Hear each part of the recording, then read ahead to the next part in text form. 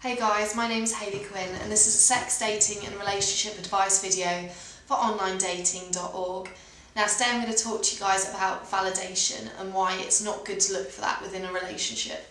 Now validation is kind of a bit of a self-help term, so let me chat to you about it. It basically means looking for positive affirmation or confirmation about how you feel about things like your looks, what you're like as a person, how good something about you is from the outside world.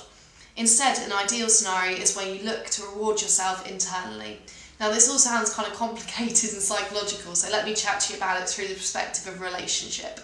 So let's imagine you're dating someone and they broke up with you. Now one way of interpreting that, if you're putting too much value on their opinions, could be that you're maybe not such a good person, or you're not attractive, or you're not cool, or you're not interesting because they broke up with you.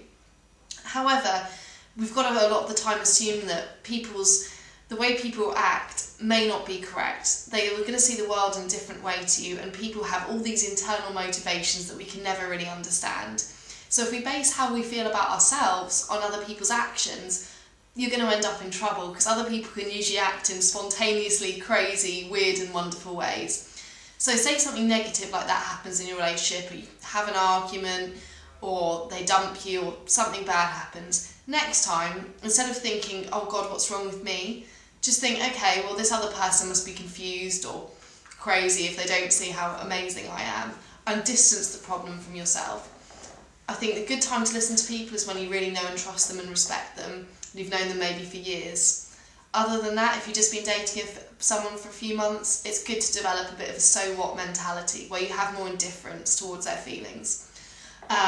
Another thing that you can do to assert or try and seek validation from a relationship is by saying things verbally that try and it's like digging for compliments really. It's trying to get somebody to say something about you that's going to make you feel good about yourself. A typical thing might be to make a leading statement, which is one that kind of suggests what answer you'd like to hear. That could be something like, hey, isn't it amazing how well we're getting on together?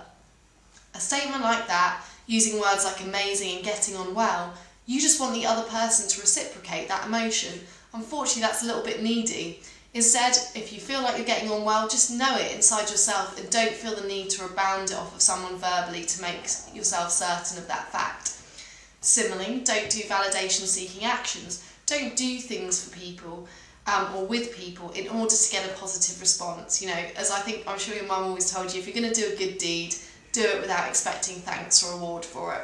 If you start to lead your life where you put less stock in other people's opinions, where you do things for your own motivations, where you reward yourself and know how cool you are internally without needing to verbalise that against someone else, and when you stop sort of internalising too many negatives, and stop when you get a bit of a negative from someone or a rebuff, stop taking it as being a part of the problem with you and start seeing how it could be something to do with how they're feeling in the moment. If you do this, you're going to start validating internally and not externally, and you know what? You can trust what you think about yourself a lot more than you can trust what maybe somebody else thinks about you. Anyway, my name's Hayley Quinn, and this has been a sex, dating and relationships advice video for onlinedating.org.